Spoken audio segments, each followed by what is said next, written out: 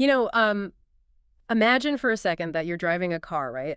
And suddenly a warning light just flashes on the dashboard. Never a good feeling. No, it's the worst. So you pull over, you check the tires, you check the engine, and honestly, everything looks completely fine. On the surface. Yeah, exactly, on the surface. But then every time you try to drive, the car shakes, the steering pulls, and the engine is just, it's really struggling. Right. So you finally take it to a mechanic, and they tell you that actually there is no single broken part. The issue is that the very molecular structure of the metal in your car is like slowly changing. Wow. And the chemical composition of the oil is fundamentally altering itself. Suddenly, you aren't dealing with a simple mechanical fix anymore. No, you're dealing with a complete, unseen systemic shift. Exactly. And that kind of unseen systemic shift is exactly what happens in the human body as we age. Especially when we start looking at the profound effects of hormonal transitions. I mean, the simple mechanical model of fixing one isolated problem just completely falls apart. It really does. Which brings us to the core of what we are unpacking today. For a lot of you listening, whether you're trying to make sense of your own body's changes. Or maybe you're prepping for a doctor's visit. Right, or you're just intensely curious about the hidden mechanisms of human biology, this is going to be incredibly relevant. We're taking a deep dive into the exact microscopic science of what causes vaginal dryness and irritation during perimenopause. And frankly, we really need to do this because this topic is shrouded in so much unnecessary mystery. And, well, silence. So much silence. The goal today is to cut right through the embarrassment and look under the hood at the pure, unadulterated biology. And the biology here is nothing short of fascinating. It really is. But to truly grasp it, we have to start by throwing out some outdated terminology. Oh, definitely. For decades, the medical community used terms like atrophic vaginitis or vaginal atrophy to describe these symptoms. Which just sounds terrible. It does. And those terms are not only a bit reductive, but they also completely fail to capture the scope of the problem. Right. The updated, internationally accepted term in the medical literature is genitourinary syndrome of menopause, or GSM. GSM. You know, that feels like a much heavier, more comprehensive title. Yeah. It implies we aren't just talking about a localized issue of feeling, quote-unquote, dry. It sounds like an entire bodily system is involved. Because it is. Yeah. And, we've brought in a massive stack of clinical guidelines for this deep dive. We really have. Gathering data from institutions like the British Menopause Society, the Royal College of Obstetricians and Gynecologists, the Mayo Clinic, Cedars-Sinai. And the American Urological Association, right? Exactly. And they all point to a fundamental anatomical reality. During perimenopause, which are the months or years leading up to the final period, estrogen levels fluctuate wildly. They're just all over the place. Right. And then eventually they drop. And the pelvic region is absolutely packed with estrogen and testosterone receptors. Okay, so let's unpack this. These receptors are essentially the docking stations for these hormones, right? It's a great way to put it. And where exactly are we talking about? Like, where are these docking stations? They're everywhere. I mean, they are in the vaginal tissue, the vulva, the urethra, and a very specific part of the bladder called the trigone. The trigone. Yeah, it's the smooth, triangular region at the base of the bladder. Okay, let me try to visualize this for a second. It's almost like estrogen acts as the ultimate all-purpose maintenance crew for a massive luxury high-rise building. Oh, I like that. Right. So when those hormones go on strike during perimenopause, it isn't just one leaky pipe in one apartment. No, it's the whole building. Exactly. The plumbing, the structural supports, the security system, everything starts acting up simultaneously because that single maintenance crew was responsible for servicing the entire complex. That analogy perfectly captures the cascade of systemic failure. Because those receptors are distributed throughout the urinary and genital systems, the withdrawal of hormonal support fundamentally alters how smooth muscle cells function. And it degrades the overall integrity of the tissue. You don't just get a localized sensation of dryness, you get a widespread alteration of the entire pelvic infrastructure. Which leads us to what I found to be honestly the most mind-blowing aspect of the research we pulled for this deep dive. Yeah, the microbiome shift. Yes. Because when you hear the word dryness, you naturally think of a lack of moisture. Right. You think of having chapped lips in the winter. Exactly. But looking closely at the cellular level, this isn't about moisture at all. It is an actual, literal ecological collapse in the vaginal microbiome. It's a complete environmental breakdown. Which is wild. To understand how that collapse happens, you have to look at the daily operations of a healthy estrogen-rich vagina. Okay, lay it out for us. So the environment is lined with what we call a multi-layered squamous epithelium. Think of it as a dynamic, constantly regenerating biological shield. Okay, a biological shield. Right. And the very top layer is made of superficial epithelial cells. In a healthy state, these cells shed every few hours. So the body is just constantly turning over this protective layer. Continuously. And the crucial detail here is what happens when those cells shed. Because they don't just disappear, they release a specific sugar into the environment, right? They do. They release glycogen. And that glycogen serves a singular, vital purpose. It's the primary food source for the lactobacilli. Ah, okay. Those are the good protective bacteria we always hear about when people talk about vaginal health or taking probiotics. Exactly. They're the guardians of that ecosystem. As the lactobacilli feast on the glycogen provided by the shedding cells, their metabolic byproduct is lactic acid. Right, which lowers the pH. It keeps the vaginal pH highly acidic, typically sitting below 4.5 on the pH scale. Got it. And that acidic environment is an incredibly hostile place for harmful bacteria, which makes it the ultimate defense mechanism against infections. But then perimenopause arrives, And everything changes. the estrogen levels plummet, and that dynamic shield stops functioning the way it used to. The clinical data notes that the mucosal lining thins out drastically, right? Drastically. Yeah. To the point where less than 10% of those superficial glycogen-producing cells even remain. Less than 10%, wow. Yeah. They get replaced by deeper, dormant cells called peribasal cells. And if you have no superficial cells, then you have no glycogen. which means the lactobacilli have absolutely nothing to eat. We are essentially looking at a biological famine. A famine that completely alters the chemistry of the region. Without the lactobacilli producing lactic acid, the vaginal pH inevitably rises above 5. So it's no longer acidic. Right. The environment transitions from being highly acidic to alkaline. And an alkaline environment is basically an open invitation for commensal organisms to migrate. Commensal organisms, like what? Like bacteria, E. coli, for example, that normally live harmlessly in the gut. They suddenly find the vagina and the urinary tract to be a very hospitable, comfortable place to multiply. Okay, I have to pause here because this completely reframes how we talk about these symptoms. It really does. For anyone listening who has dealt with the burning, the intense itching, the irritation, or those incredibly frustrating recurrent UTIs, this isn't just friction from lacking lubrication. Not at all. It's an ecological disaster.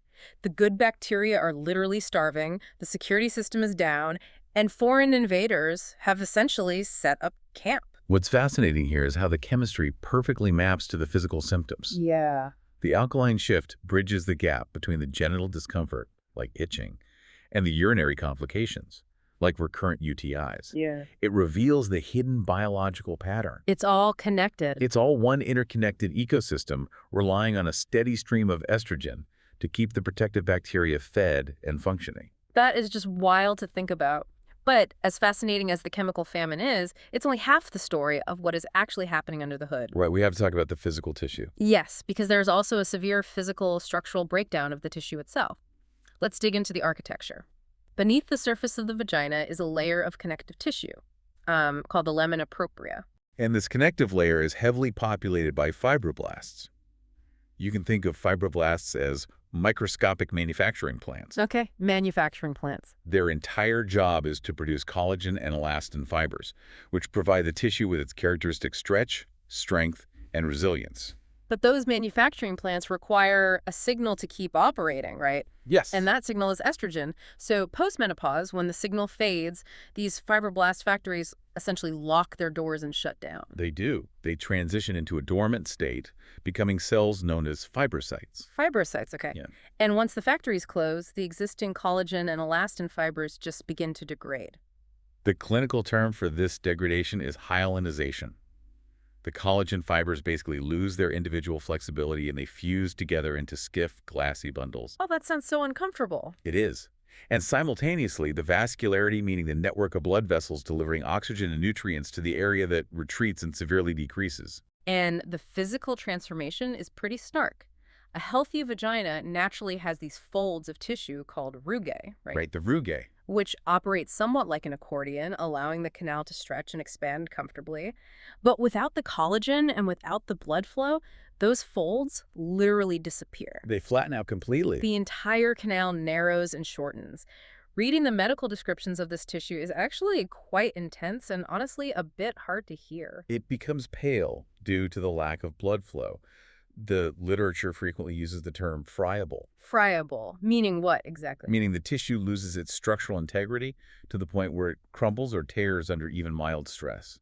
Gosh. You also see the development of petechiae, which are tiny, pinpoint blood spots indicating capillary breakage, along with actual fissures or micro tears in the lining. So what does this all mean for daily life? Because Yeah. throwing around terms like friable and hyalinization can feel a bit detached from reality. If the tissue is tearing and bleeding that easily, we are talking about a scenario where just going about your daily life wearing a snug pair of jeans, sitting on a bicycle seat, or taking a long walk could be incredibly painful. Is this why people experience such severe pain? Yes, absolutely. Connecting the cellular changes to daily life is exactly why understanding this mechanism is so crucial. The retreating blood supply and the loss of that architectural stretch are the direct mechanical causes of dyspareunia. Which is the medical term for painful intercourse. Right. Painful intercourse and postcoital bleeding.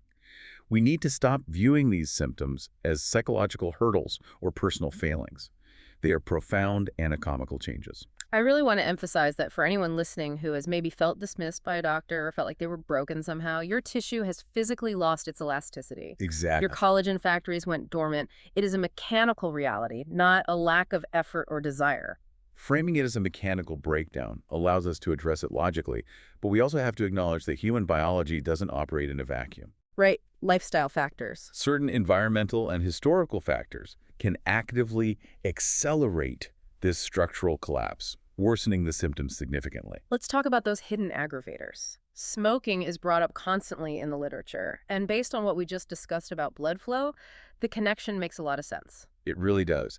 Cigarettes are notorious vasoconstrictors. They shrink the blood vessels. Exactly. They actively decrease blood flow and oxygen delivery to the peripheral tissues, which massively compounds the vascular retreat already happening in the lamina propria. Yeah, double whammy. Right. And in addition to starving the tissue of oxygen, smoking has been shown to actively blunt the cellular effects of whatever small amounts of estrogen the body is still managing to naturally produce. The guidelines also bring up a person's childbirth history. Specifically, women who have never given birth vaginally are considered at a higher risk for developing severe GSM symptoms. That's what the data shows. And the rationale is that their tissues might possess less baseline elasticity to begin with, giving them less of a buffer when the collagen factories shut down. Correct. But there was another factor in the research that completely stopped me in my tracks. Like, I had to read it twice. The lack of sexual activity. Yes. Yeah, the clinical consensus is that abstaining from regular penetrative sex or masturbation can actually accelerate and worsen the atrophy of the vaginal tissues. Okay, I have to push back on this, or at least vent about it, because, wait, so not having sex makes the dryness and pain worse. That is what the data indicates. That feels like a cruel biological catch-22 for the listener. Totally. If we just establish that the tissue is friable, it tears easily, the collagen is gone, and sex is agonizingly painful for many people with this condition, how are they supposed to do it to keep the tissue healthy? It's an incredibly frustrating paradox, I know. It sounds like terrible medical advice, like you have to use this painful tissue in order to keep it healthy. That feels incredibly frustrating for a patient to hear. But it all traces back to the fundamental nature of the anatomy. The vaginal canal is surrounded by a complex network of pelvic floor muscles. And like any muscle group in the human body, it demands regular blood flow to maintain its viability and elasticity. Okay. When the area is physically stimulated, blood rushes into the vascular network, delivering the oxygen and nutrients necessary to keep the remaining cells functioning. Without that regular flush of blood, the tissue essentially starves faster. But if penetrative sex is off the table because of the micro tears and the pain, what is the practical workaround? Because the biology doesn't care about the pain, it just wants the blood flow. Right. And medical institutions, particularly Cedars-Sinai, offer a very straightforward practical intervention that entirely bypasses the need for painful penetration, or even a partner. Okay, what is it? They recommend the use of a small vibrator externally, just 2 to 3 times a week. The vibration triggers the vascular response, increasing blood flow and helping to release tension in the pelvic floor muscles. It is purely about mechanical vascular stimulation, drawing nutrient-rich blood back into the tissues to counteract the atrophy. That makes total sense. It completely separates the requirement for blood flow from the trauma of painful friction. Exactly. Okay, so we've broken down the estrogen drop, the ecological famine of the microbiome, the dormant collagen factories, and the lifestyle factors that speed up the clock. Now let's get to the deeply encouraging part of this deep dive. The treatments. Yes, how do we reverse it? Because the clinical guidelines outline treatments that effectively hack these broken biological mechanisms to reverse the symptoms. Let's start with the non-hormonal side of things. The first line of defense usually involves over-the-counter options, specifically lubricants and moisturizers. But patients often confuse the two, and they serve entirely different biomechanical purposes. I know, I always used to confuse them. Right. So lubricants are strictly temporary. They sit on the surface to reduce friction during sexual activity, and then they are gone. While moisturizers, on the other hand, do something much more profound on a cellular level. They do. They are formulated with specific polymers that adhere to the vaginal epithelium. They actively change the fluid content of the cells by pulling in and retaining water. Exactly. It's basically the difference between temporarily greasing a dry sponge versus actually soaking the sponge in water so it expands again. And some of these moisturizers are specifically formulated to lower the pH, maintaining that acidic environment for up to 3 days per application. And they are excellent for symptom management. However, for many individuals, simply retaining water isn't enough to reverse the profound anatomical changes, the collagen loss and the thinning tissue. Right, you need something stronger. That is where local estrogen therapy becomes the gold standard. And local is the absolute key word here. Precisely. Local estrogen is delivered directly to the vaginal tissue via creams, small dissolving tablets, or a flexible silicone ring. So it's not a pill you swallow. No, it completely bypasses the gastrointestinal tract and the liver, addressing the root cause right at the site of the breakdown. It rapidly restores the acidic pH, feeds the lactobacilli, thickens the epithelium, and stimulates the return of the blood vessels. I think a lot of people hear estrogen therapy and immediately worry about systemic side effects, right? Like breast cancer risks, blood clots, all the things associated with taking a systemic hormone pill. It's a very common, very understandable fear. But the data on the systemic absorption of local estrogen is staggering. I saw a statistic in the Mayo Clinic research that blew my mind. Using a localized vaginal estrogen product for an entire year delivers roughly the same amount of estrogen into your overall bloodstream as taking just one single 1 milligram estrogen pill. Yeah, a whole year equals just one pill. The systemic footprint is incredibly minimal, which makes it an exceptionally safe option for the vast majority of patients. That is so reassuring.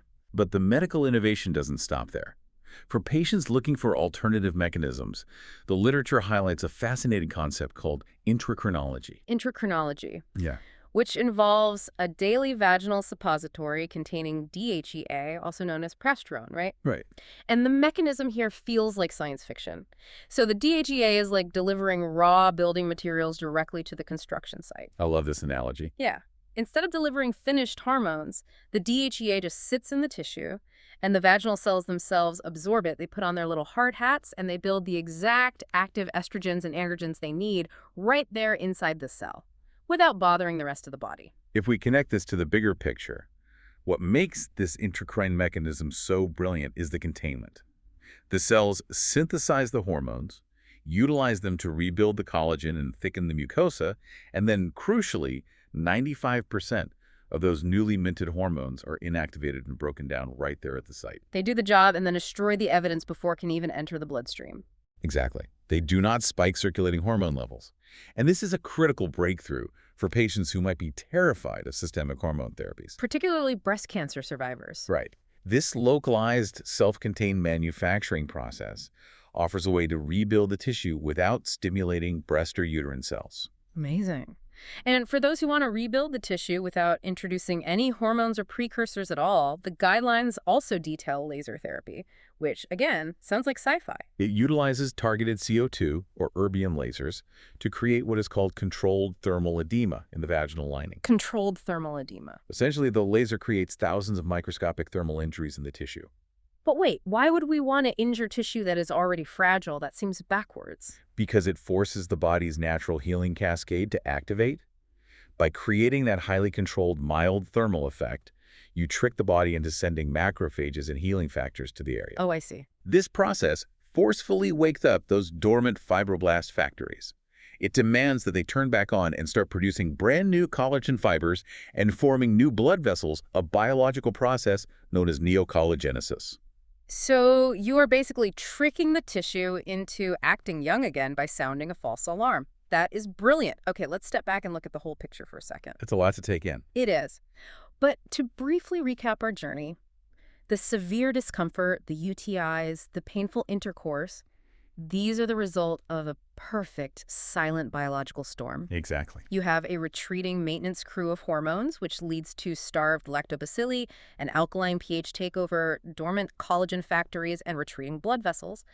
But by demystifying these exact mechanics, we realize this isn't a permanent life sentence. It is an entirely treatable cascade. We can reacidify the environment, we can feed the bacteria, and we can force the collagen factories back online. We have the tools to rebuild the infrastructure. But diving through all of this clinical data raises a much larger, incredibly thought-provoking question about human biology. Oh, what is that?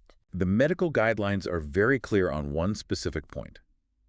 Unlike hot flashes, which are a temporary neurological symptom that eventually fades as the brain adjusts to a new hormonal baseline, genitourinary syndrome of menopause does not fade. It doesn't just settle into a new normal. No.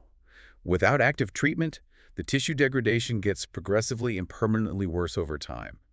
And that leaves us confronting a profound evolutionary paradox. Okay, I'm listening.